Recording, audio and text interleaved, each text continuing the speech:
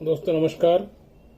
मैं हूं आपका दोस्त एडवोकेट विमल कुमार छाजेड़, सेवानिवृत्त उप संचालक अभियोजन। कल की कड़ी में हमने आपको आदर्श आचार संहिता के बारे में बताया था। आज उसका भाग 2 हम बता रहे हैं कि आदर्श आचार संहिता में हमें और क्या क्या चीज़ें की जाना है और आदर्श आचार संहिता का पालन नहीं करने पर कौन कौन से एक्ट प्रभावित होंगे और चुनाव के दौरान कौन कौन से एक्ट का अपराध बनेगा, कौन सा एक्ट उसमें लागू होगा। उन सारे एक्ट के बारे में भी हम आपको बताएंगे। आज इसका ये द्वितीय भाग आपको मैं बता रहा हूं। आदर्श आचार संहिता का भाग 2 हम आपके सामने रख रहे हैं। देखिए, कल जो मैंने आपको बात बताई थी, कुछ बिंदु अभ्यर्थियों के बारे में बताए थे, कुछ आदर्श आचार संहिता जो अभ्यर्थियों को पालन की जाना है उनके बारे में बताया था। आज मैं आपको उसकी अगली कड़ी बता रहा हूं। मतदान समाप्त होने के पूर्व 48 घंटे पहले शराब दुकान पर बिक्री बंद कर दी जाएगी तथा शराब की अभ्यर्थी भी शराब की वितरण या उसको किसी को देना प्रतिबंधित रहेगा। दूसरा, बिना अनुमति किसी भी शासकीय भवन पर तो पूर्णतः प्रतिबंधित है। किसी भी निजी भवन पर या उसकी भूमि पर, उसकी दीवार पर कोई भी झंडे पोस्टर बिना उसकी अनुमति के नहीं लगाए जा सकते। शासकीय भवन और सार्वजनिक जो स्थान है वो पूरी तरह प्रतिबंधित रहेंगे। कोई भी पब्लिक प्लेस या ऐसी जगह जहां पर जो सार्वजनिक भवन है या कोई शासकीय भवन है वहां पर पूर्णतः प्रतिबंध रहेगा। हम सामान्यतः देखते हैं कि कई बार, अभी हाल ही में एक घटना राजस्थान में घटी थी। एक झंडा हटाया, दूसरा झंडा लगा दिया, बड़ी विवाद की स्थिति निर्मित हुई। तो मतदान के दौरान भी कई बार ऐसी स्थिति निर्मित होती है। तो जो झंडे या पोस्टर या किसी भी अभ्यर्थी ने या किसी भी दल ने लगाए हों तो एक दूसरे के झंडे पोस्टर नहीं हटाए जाने चाहिए, ऐसी इसमें एडवाइजरी दी गई है। अदरवाइज जो भी स्थिति निर्मित होगी उसके लिए उनके खिलाफ कार्रवाई की जा सकती है। दूसरा, मतदान के दौरान मत पर्चियां जो एक मतदाता को दी जाती है उनके बारे में भी नियम बनाए गए हैं। उन नियमों में ये कहा गया है कि मतदाता पर्ची जिसमें उसका नाम, क्रमांक और वार्ड नंबर वगैरह लिखा रहता है वो सिंपल एक सादे पेपर पर हो। उस मतदाता पर्ची पर किसी का प्रतीक चिन्ह नहीं होना चाहिए। यदि किसी का प्रतीक चिन्ह या उसका चुनाव चिन्ह जो उस अभ्यर्थी को आवंटित हुआ है वो होगा तो वो भी आदर्श आचार संहिता का उल्लंघन माना जाएगा। सभा और जुलूस के बारे में भी आदर्श आचार संहिता के बारे में कहा गया है। हाट बाजार, भीड़ भाड़ वाले इलाकों में बिना अनुमति के स्थानीय पुलिस को सूचना दिए कोई भी सभा आयोजित न करें ताकि यातायात प्रभावित न हो। यदि पास सभा हो रही है तो उसकी लाउड स्पीकर्स के मुंह अलग अलग दिशा में रख लें ताकि विवाद की स्थिति निर्मित न हो।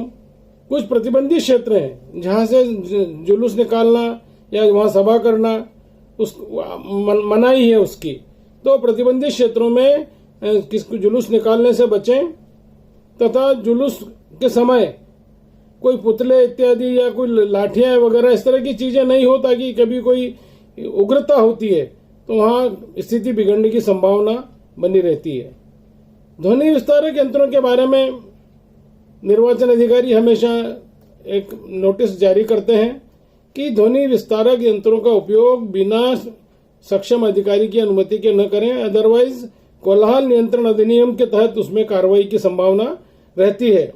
कोई भी कर्मचारी के बारे में भी इसमें आदर्श आचार संहिता का पालन केवल अभ्यर्थियों को नहीं करना है, कर्मचारियों को भी और शासकीय विभागों को भी इसका पालन करना होता है। तो कोई भी गाड़ी, वाहन, फोन आदि का उपयोग माननीय मंत्रीगण, विधायकगण या सांसदगण को नहीं करना है तथा आदर्श आचार संहिता का उल्लंघन करके उसकी शुचिता प्रभावित न हो ऐसे प्रयास करना है।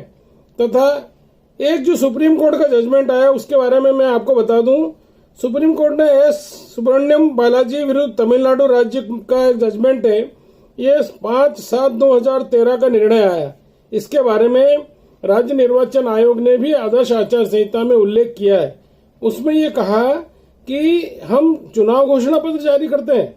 चुनाव घोषणा पत्र जारी करते समय कोई भी ऐसे वादे नहीं करना चाहिए जिनको पूरा करना संभव न हो। उसमें एक चीज ये भी कही कि इस निर्णय में और आदर्श आचार संहिता जो जारी की गई उसमें यह भी कहा कि यथासंभव ये बताने का प्रयास करें कि यदि हम जो वादे कर रहे हैं उसके लिए फंडिंग कहाँ से होगी। तो एक जजमेंट ऑनरेबल सुप्रीम कोर्ट का है जो आदर्श आचार संहिता के बारे में ये कहता है कि वादे ऐसे करना चाहिए जो पूरे किए जा सके। दूसरी चीज, शासकीय विभागीय जो विभाग हैं या जो शासकीय कर्मचारी हैं उनके बारे में भी आदर्श आचार संहिता का पालन करना अत्यंत आवश्यक है। सरकार कोई ऐसी घोषणा न करे जिससे चुनाव प्रभावित होता हो। कर्मचारी हमेशा निष्पक्ष रहे।